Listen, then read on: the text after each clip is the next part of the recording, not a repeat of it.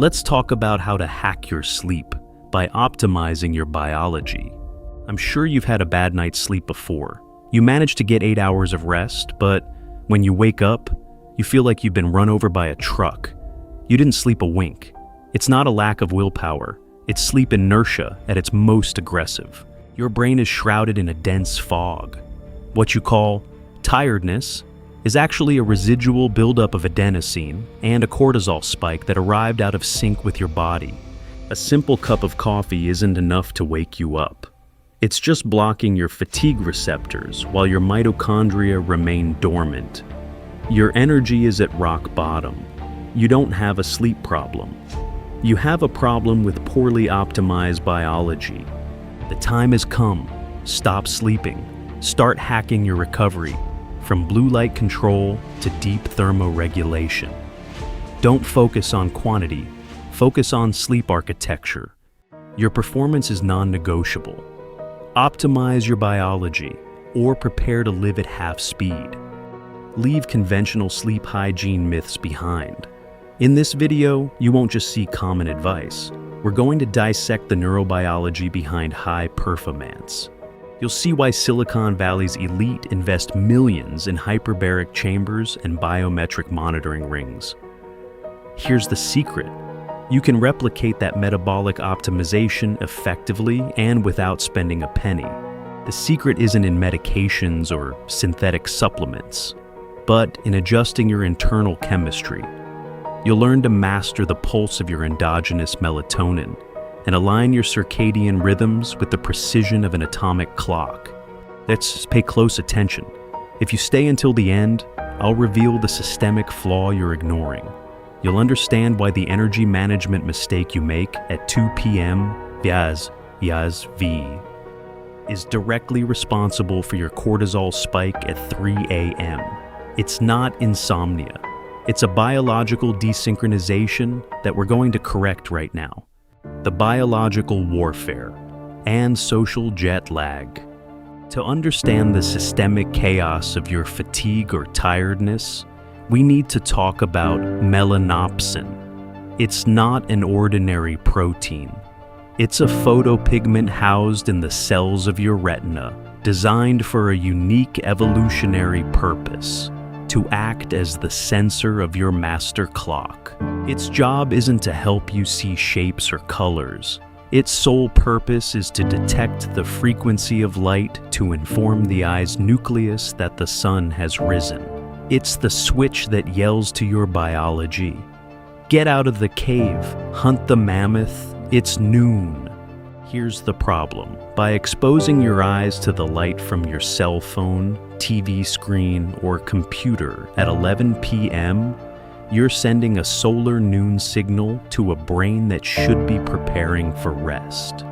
You're forcing a sympathetic alert response at the moment of greatest biological vulnerability.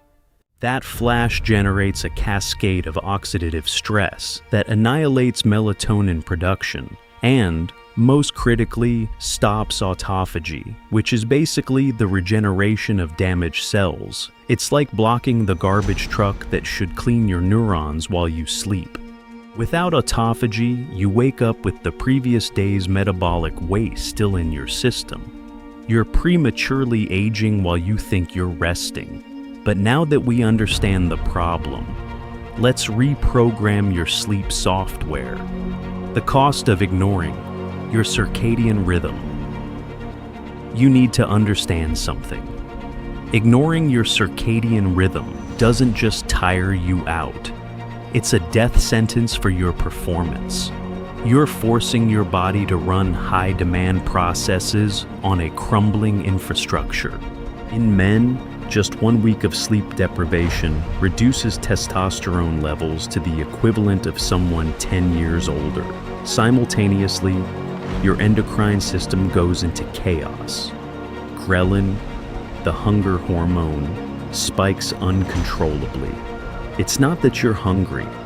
It's that your brain is desperately seeking energy because it couldn't synthesize it overnight. And here's the most terrifying fact for your life. Your decision-making and problem-solving abilities are reduced by 40%. Welcome to clarity. To hack your recovery, you must understand the hierarchy of chemical command. There's an unbreakable law in your body. Insulin and growth hormone, G, H, are biological antagonists. They can't dominate your bloodstream at the same time. If you eat dinner late or consume refined carbohydrates before bed, you trigger an insulin spike. Your body goes into glucose storage and transport mode. The pancreas takes over, and the absolute priority is processing that energy. While insulin is high, the pituitary gland receives an order. Yes, stop. Halt. The release of growth hormone, that master signal responsible for tissue regeneration, fat burning, and protein synthesis, plummets. It's physically impossible to repair your system while your body is busy digesting carbohydrates. You're sabotaging your own biology. Imagine trying to rebuild the foundation of a house while there's a massive party in the lobby. The result? You wake up inflamed with stiff joints and lacking that cognitive spark. You've spent 8 hours switched off, but you haven't repaired. You've lost a critical window of optimization that you won't get back. 2 hours before bedtime, cognitive shutdown. Once you've managed your insulin, the next step is cognitive closure. It's not just about stopping work. It's about signaling to your nervous system that the window of hyperproductivity has closed and that DNA repair mode should begin. The biggest mistake you're making is keeping the overhead lights on after 8 p.m. That lighting mimics the position of the sun at midday, hitting the receptors at the bottom of your retina directly.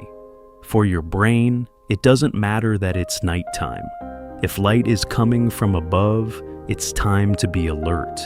This stimulation keeps your cortisol levels elevated, preventing the temperature drop necessary for deep, restorative sleep. The solution is low-level lighting. Change the angle. Use red spectrum lamps or bulbs positioned below eye level.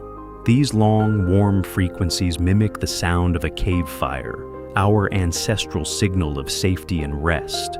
Lowering the intensity and changing the angle of the light activates the sympathetic nervous system. You're programming your brain for a gradual and profound shutdown. Remember, your biology doesn't read the clock on the wall. It reads the light in your environment. 1 hour before bedtime, the thermal trigger of sleep.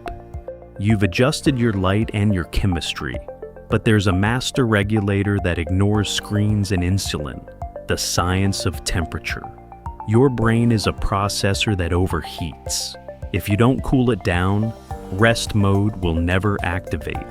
Biology is precise. Your core temperature must drop by approximately 1 degree Celsius for the hypothalamus to signal the start of sleep. Without this temperature drop, your brain remains stuck in a wakefulness cycle, monitoring heat as a sign of stress. This is where we apply the counterintuitive biohack, peripheral vasodilation. In other words, taking a hot shower 60 or 90 minutes before bed isn't to warm the body. It's to trick it into forcing a massive heat release to the extremities. When you heat your skin, the cardiovascular system dilates the superficial blood vessels. When you step out of the shower, this mechanism acts like a biological radiator, expelling internal heat into the environment and causing a critical drop in core temperature. Sleep inertia, or the sleep trap. At this point, we have already optimized your light, temperature, and insulin. But all that effort can collapse in a single second. The moment you decide to snooze your alarm, that small gesture of 5 more minutes is biologically sabotage to your neural architecture. Here's the science of fragmentation. Sleep isn't a linear state. It's organized into 90-minute blocks. When your alarm goes off, your body is trying to complete one cycle. When you turn it off and close your eyes again, your brain interprets this as a green light to begin a new, complete sequence. In a matter of seconds, your system triggers a cascade of neurotransmitters to plunge you back into deep sleep, also known as REM sleep. You're sending a full immersion signal to your biological software. But the problem is, your alarm will go off again in 10 minutes. By cutting off that cycle at 10 minutes, you interrupt a biochemical choreography mid-act. The result isn't extra rest. It's a clinical state known as sleep inertia, or more descriptively, sleep drunkenness. Your brain is flooded with adenosine and sleep chemicals that haven't had time to be cleared by the morning cortisol surge. You're literally operating as if you're under the influence of alcohol. Your processing speed, working memory, and mood are all impaired. At this point, you've gone from being an optimized biohacker to a system in fail-safe mode. Don't fall asleep again. If the cycle opens, you must complete it, or better yet, train your body so that cortisol is your only natural alarm. Your day begins with the first contact with consciousness, not the third alarm. Natural doping, chemical supplements, or a tactical supplementation, and database biohacking. What if you've optimized your light, temperature, and insulin, but your mind is still hyperactive? We enter the realm of smart supplementation. But beware. Synthetic melatonin is a dangerous weapon. It's a double-edged sword. By chronically introducing synthetic melatonin, you risk suppressing your natural production through negative feedback. True biohacking doesn't aim to replace your biology. It aims to provide it with the necessary natural precursors so it can heal itself. You need tools that cross the natural barrier without creating dependency. This is where magnesium, theanine, and apigenin come into play as modulators of your biological system. I remind you that in biohacking, we use technology to measure, not to guess. Taking supplements blindly is like trying to fly a plane without an instrument panel. If you don't have data, you're flying blind. You only have opinions. There are tools like the Oura Ring or the Whoop that aren't just fashion accessories. They're sleep labs designed for your well-being that you place on your fingers or wrist. They tell you with surgical precision how many minutes you spent in deep sleep and which REM stage you're in. And at the same time, they analyze your heart rate. The golden rule is simple. What isn't measured can't be managed. If you don't monitor how your body reacts to each change, you're playing Russian roulette with your energy. Stop guessing and start optimizing your biology. We've covered supplements, data, and temperature, but here's the truth most people ignore. The architecture of your sleep isn't built at night. The final secret happens in broad daylight, the moment you open your eyes. When you're exposed to the morning sunlight, those rays of light strike your cells and activate a neurochemical timer in your hypothalamus. It's not just waking up, it's calibrating your biology's atomic clock. There's an inescapable biological countdown. Exactly 16 hours after those photons touch your retina, your body will release melatonin endogenously and automatically. The morning light is the starting gun for the race that ends in your deep sleep. It's the anchor of your biology. If you don't see the sun before 9 a.m., your timer slows down, your recovery window shifts, and you end up fighting against your own software. You can't optimize what you haven't mastered. You now have the complete map to follow.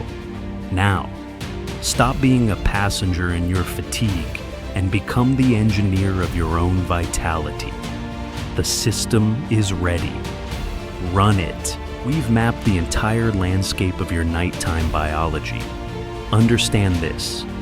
In a world saturated with stimulants and chronic fatigue, Sleep isn't a luxury. It's your greatest competitive advantage.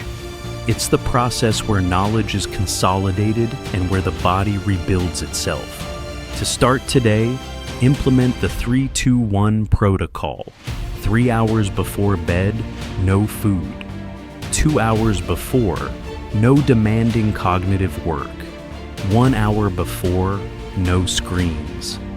And hit the snooze button. Time to rest. If this level of optimization resonated with you, get ready. In the next video, we're upping the ante. Brain reset. Dopamine 2.0. Here, I'll show you how to face each new day. Don't choose biological mediocrity. Become a biohacker. Choose excellence. Follow biological protocols. I'm Frank, the Biohacker. My mission is to give you the keys to your own biology. See you at the next level. Optimize your life.